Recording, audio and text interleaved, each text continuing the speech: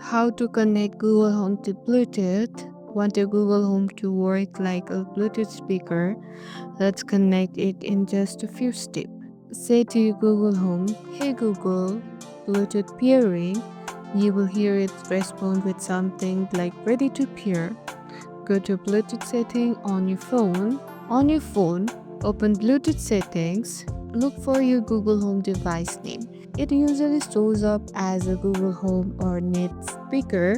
Tap on it, and in a few seconds, boom, it's paired.